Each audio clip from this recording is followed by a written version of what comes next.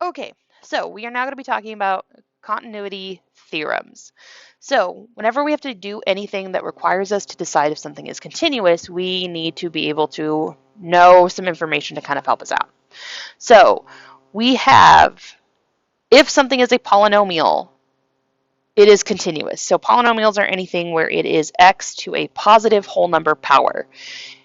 A polynomial is anything like a quadratic, a cubic, anything that is only x to a power or something times x to a power.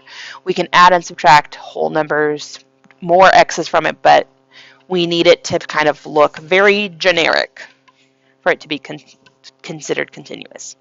A rational function, so anything that has a fraction with x's on top and or bottom. That bottom one is where we really need that x. That is continuous if the graph has no holes or gaps on the interval. So if we get that 0 over 0 in any way, shape, or form, then we know that is not a continuous function. So we don't want any zeros in the denominators. So that's kind of the big thing here. The other option is it can be continuous on a domain. So what we mean by continuous on a domain is that if for some reason this rational function has a hole at 5, that's fine if our domain doesn't contain 5. So if we are looking at -3 to 2, 5 doesn't come up in that domain, so we are fine. If we have continuous functions and we add them, subtract them, or multiply them together, those are still continuous functions. If we have a real number, like a constant value, then we multiply that constant value by some of our function, then we are also going to have something that is continuous. For division, as long as our denominator does not go to 0, it is continuous. So just like the one above for rationals, if it goes to 0, that's what's going to cause that problem in the denominator. So as long as it doesn't, we're good to go. Composition of functions. So that's that functions inside of functions.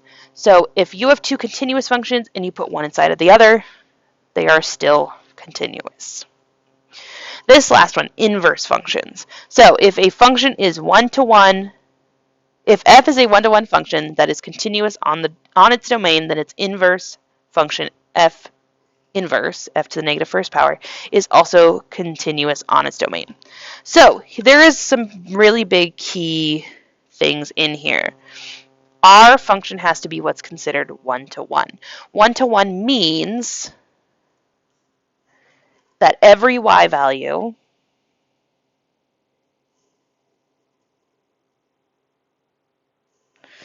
has to have a unique x value.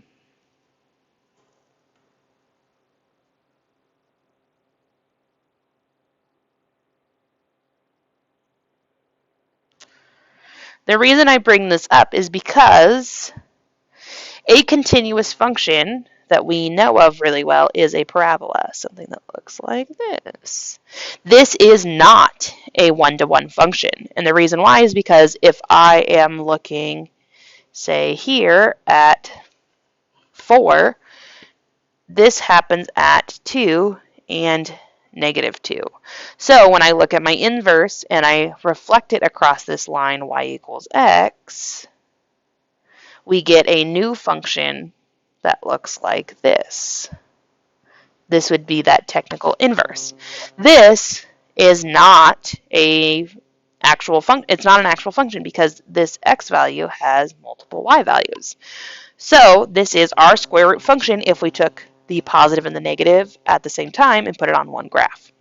So one-to-one just literally means that every y value has a very unique x value. So if we have any repeats in y values, then it is not one-to-one, which means our inverses are not continuous. We have one more theorem that we need to talk about. It's kind of our big theorem, which is called the intermediate value theorem. So suppose f is a function that is continuous on a closed interval a to b, and that f of a does not equal f of b. If n is any number between f of a and f of b, then there is at least one number c in that open interval a to b for which f of c equals n. So what this is saying is, if we have a continuous function, so something like this, then we have our endpoints, say A and B, where they give us some y value.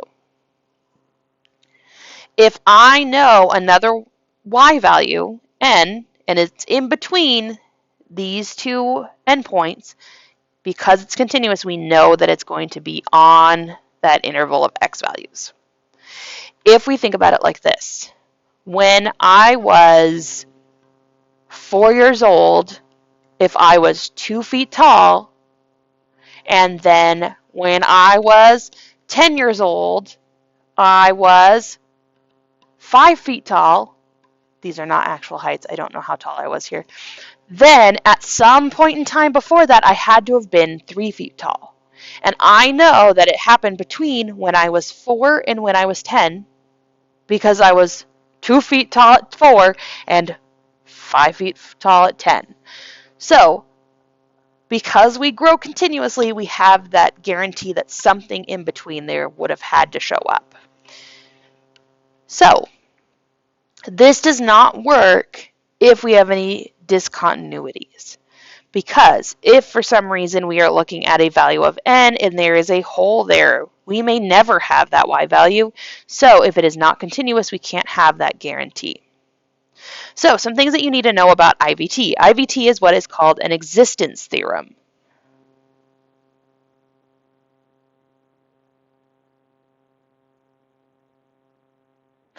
What this means is that this theorem is used to decide if something happens. Does it occur? Do we actually have a y value that works for this situation? It does not tell us what that y value is. So there are two things that we need to show in order to use IVT. We need our function to be continuous on whatever interval. So our function is continuous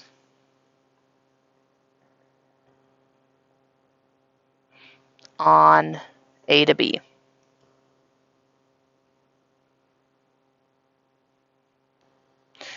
The second thing we need is that whatever value, in this case I use that variable n has to be between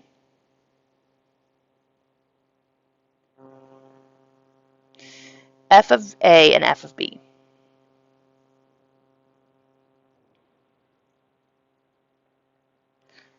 So they added a stipulation in that, which was f of A and f of B can't be equal.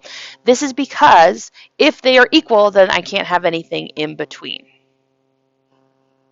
So unless we are looking for another point that happens, we can't guarantee anything there because it's just not